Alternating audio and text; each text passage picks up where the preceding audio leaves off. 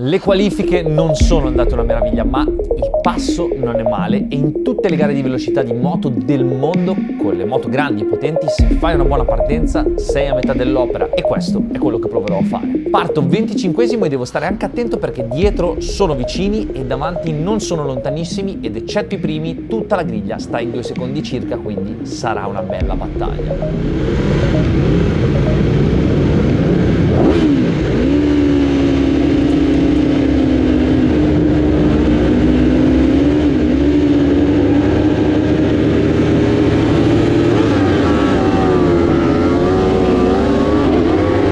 Partenza discreta, dai, non male. Il problema di Hockenheim è la prima curva che è stretta ed è un imbuto e fare il danno qui è un attimo. Ma ora ci sono 2 staccati importanti, vediamo se possiamo fare una bella mossa. Ok, buono, proteggere l'interno, adesso c'è il rettilineo e là in fondo posso fare la differenza.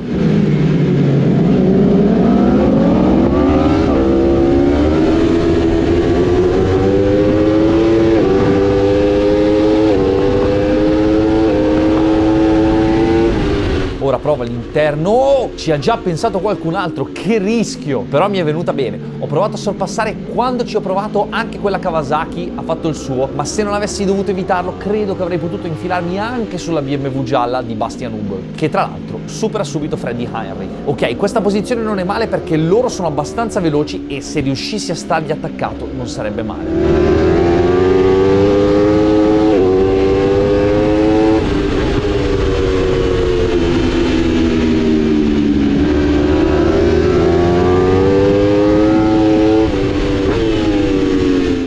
Qui c'è già bisogno di forzare in staccata per stargli vicino.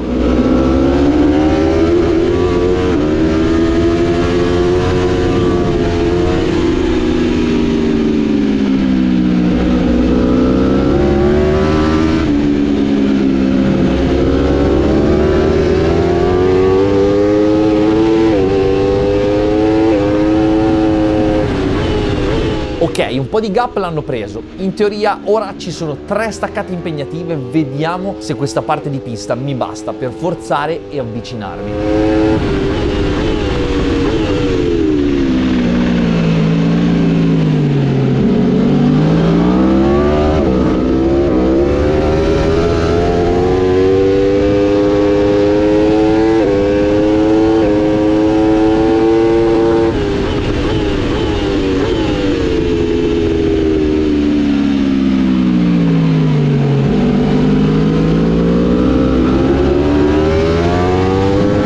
Fino a qui va benissimo, ma nello stretto non riesco ad accelerare, sento la moto molto frenata e in realtà durante questi giorni il provare il rapporto diverso è stato per ovviare a questo problema. Sono sicuro che si possa usare anche nella modalità rapporto lungo usando la prima e la seconda, ma serve l'elettronica più libera. Considerate che siamo tutto spento tranne il traction a 1.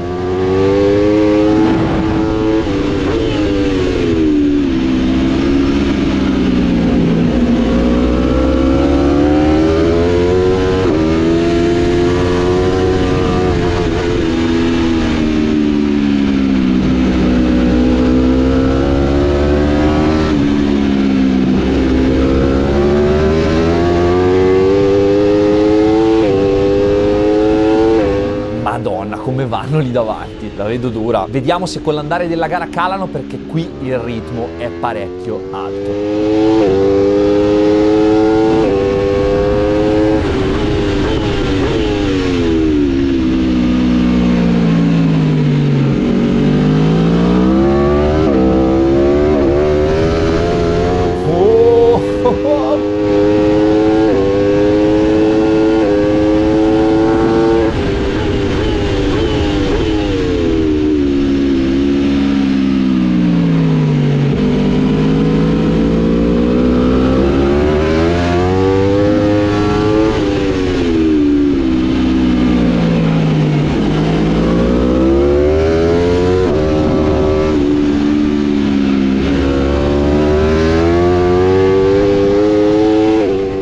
Comunque sono contento perché questa è la migliore Aprilia RSV4 che abbia mai guidato. Il setup non è male e anche abbastanza divertente da guidare. Purtroppo grande limite secondo me è l'elettronica di serie che messa in questo contesto facciamo fatica. Qui anche se si chiama Stock 1000 puoi montare cablaggi racing come Motec, Marelli e la differenza con il 1000, soprattutto quando devi mettere per terra giù i cavalli per partire da fermo, si vede non poco. Però questo abbiamo e quindi gas. Oh, qua intanto Mendes è andato lungo, non è riuscito a rientrarmi davanti e credo che mi raggiungerà e potrebbe essere un bel traino.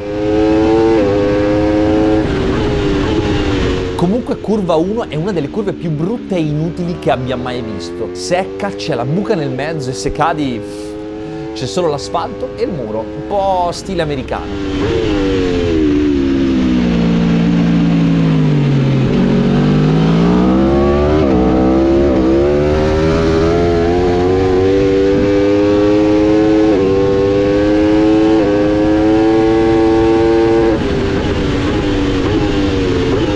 Anche qui è un punto da stare attenti perché potresti anche accelerare prima, però devi passare sulla buca prima di insistere col gas perché se la moto non è bene in carico, qui il rischio di high side è bello alto. Infatti in qualifica la moto che ha preso fuoco è perché il pilota ha fatto high side proprio.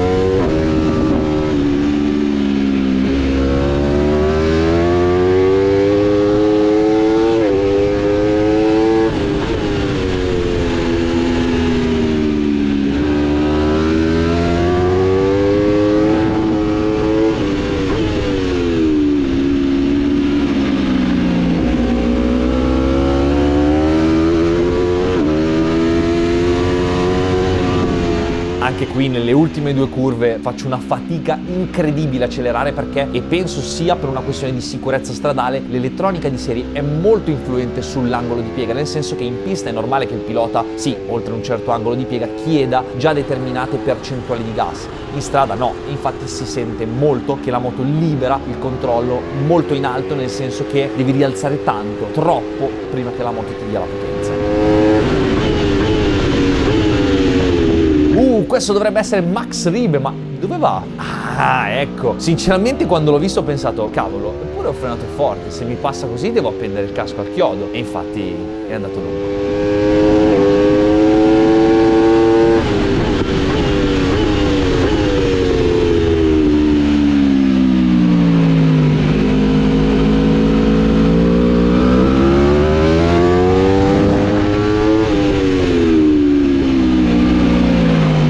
Comunque Heinrich e compagnia bella sono lì davanti. Hanno preso quel gap subito e sono rimasti lì. Vediamo se riesco a raggiungerli e il bello dell'IDM Stock 1000 è che è come il National 1000 ma con le gare lunghe, propedeutico per fare campionati mondiali, hai il consumo della gomma, devi gestire, quindi non è detta l'ultima.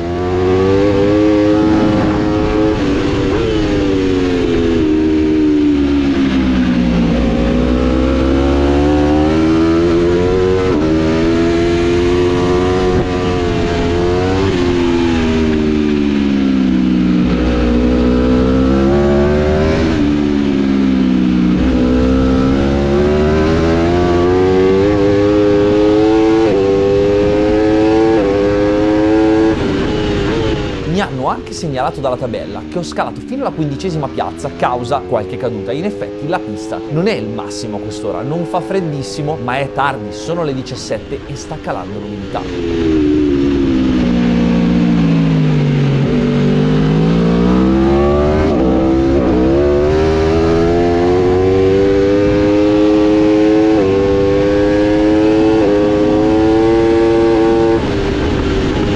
Una cosa che non capisco di Hockenheim all'IDM è perché ci facciano girare nel circuito corto. Con il rettilineo lungo è troppo bella.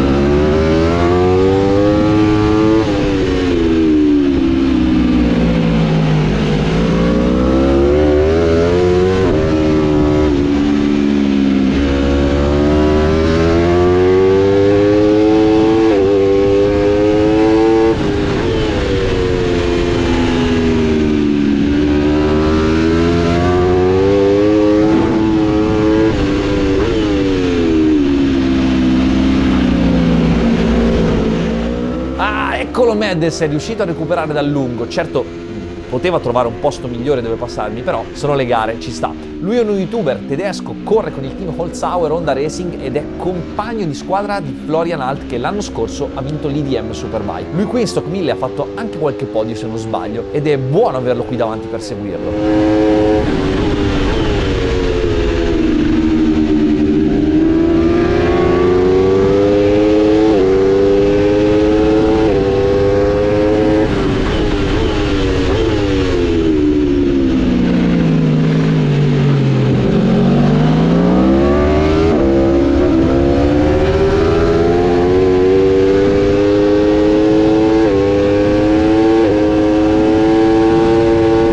Guardando lui che va un po' più forte, la differenza è proprio lì, in frenata, ma va là, è che non riesco a accelerare. Poi tra l'altro con il 1000 è molto importante che a un certo punto la moto spinni in maniera che ti aiuti a girare la curva e a fare il pick up e continuare a rialzare gradualmente. Non riesco a far partire la moto e di conseguenza girando meno posso accelerare meno.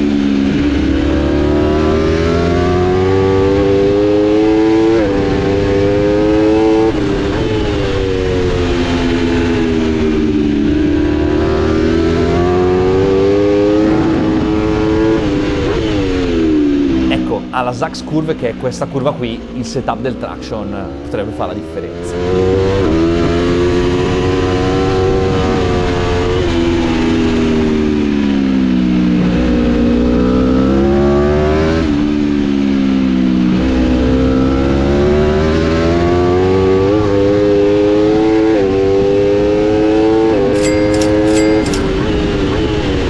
Uffa, io volevo una gara più combattuta, non così, le odio le gare così.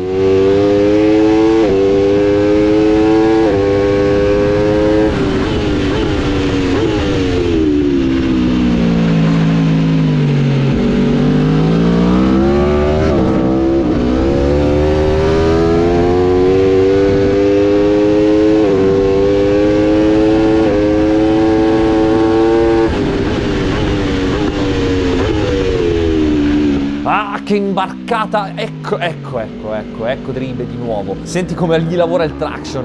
Sinceramente non pensavo fosse così vicino. Gliela rendo? No!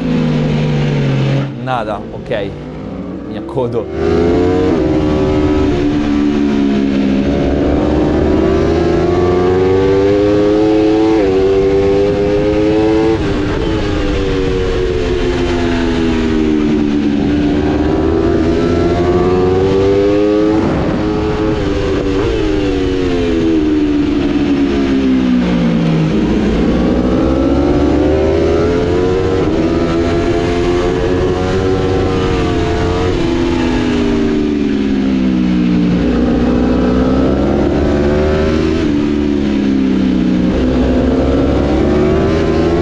Guarda come va Ribe ora, anzi in realtà secondo me sono io che sento che più calla gomma più faccio fatica a accelerare. Quello è ovviamente per tutti, ma se già non è fra i miei punti forti, l'unica cosa che posso fare è forzare le staccate. Cavolo, vorrei farmi dei punti oggi, ma se continuo così la vedo male.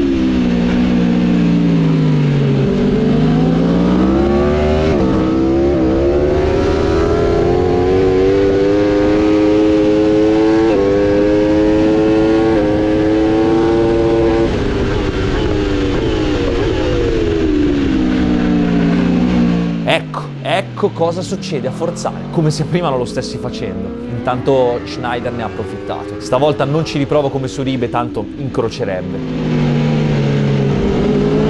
Madonna, come partono forte da fermo.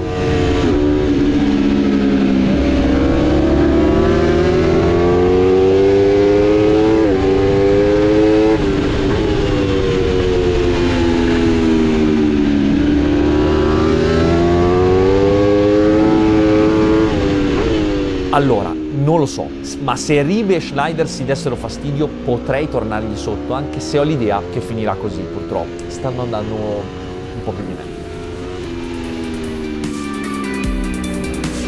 Fine, bandiera rossa, un giro prima della Scacchi e nessun cambiamento. Allora, mentre i ragazzi lavorano, che bello avere qualcuno che lavora per te, anche se siamo in una carenza di personale. incredibile. Sono contento di brutto, perché ho dato il massimo, ho rischiato anche tante volte, ma sono abbastanza sicuro che con quello che abbiamo non possa fare di più. La cosa più difficile è che qua il livello è mega altissimo. La Pro Superstock è una categoria dove pensavo da ignorante che fosse una roba più di moto originali. In realtà i primi sono tutte delle BMW con la Motec, con un'elettronica abbastanza complessa, e noi abbiamo una moto che è la moto del concessionario, veramente la moto del concessionario. Abbiamo solo le pinze, i cerchi, che comunque sulla performance, cioè sì, è un po' più agile la moto, frena un po' meglio, e le sospensioni, un TTX normalissimo dietro, e una forcella di serie, quella standard. Comunque 16° posto, e sono arrivato a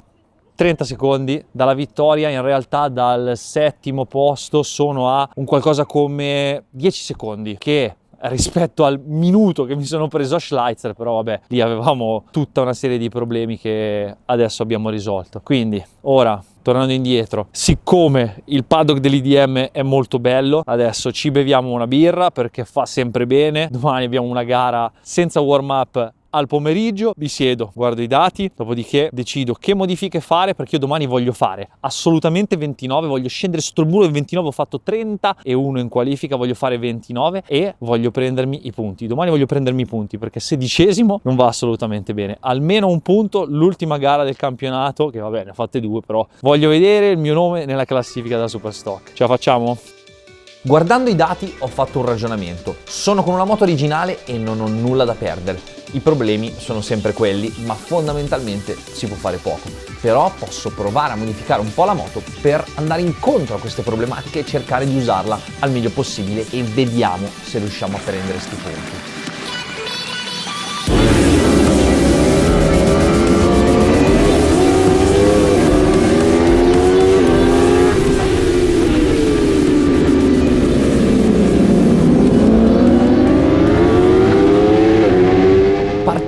Senza infamia, senza lode, dai, tanto non è la prima curva al posto giusto, ma la seconda, e la posizione è buona. Madonna, che manovra, 4. Ora arriviamo là in fondo e vediamo se mi riesce il numero di ieri. Dai.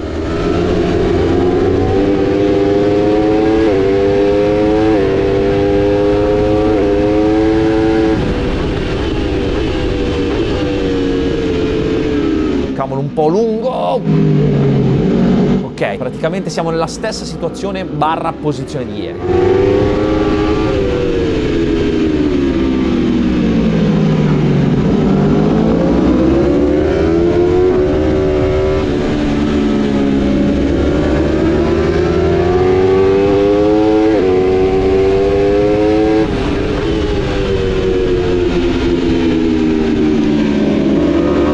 E purtroppo non possiamo vederlo perché si è rotto il supporto della telecamera, e per fortuna che era legata bene, però è finita uguale. Una posizione in più, e sono andato anche un po' più piano perché la moto era peggiore di ieri, però per come ero messo tanto valeva provare. Purtroppo nessun punto, e devo dirvi che venendo a casa dalla gara mi sono fatto una promessa e non voglio più correre così. Nel senso che se dobbiamo andare a fare le gare bisogna farle bene, ma bene per davvero. Ci vuole del budget, serve fare i test, serve un'assistenza, dati, il materiale giusto. Io non posso fare tutto da solo, ma alla fine la passione mi frega sempre, la voglia di correre mi frega sempre, ma io mi sono promesso che se non ci saranno le condizioni di correre nella maniera corretta non lo farò più. Quello che dico sempre è non darò 20 secondi al secondo, non vincerò le gare per distacco, ma no così. Se sapessi che posso fare 20° e ho dato il massimo e quello è, ok, ma so che posso fare molto di più, lo vediamo anche nei dati, ma ho bisogno di assistenza perché il 1000 è una moto complessa, soprattutto quando vai a gareggiare in un contesto in cui il livello è altissimo e soprattutto gli altri hanno a disposizione il materiale per fare la differenza. Andarci con la moto di serie è stato bellissimo. Sergio mi ha dato la possibilità di usare la sua Aprilia e gliene sarò sempre grato. Vierzingman ci ha dato una mano, DTO, qualche altro piccolo sponsor ci ha aiutato, ma non basta. Andare a fare le gare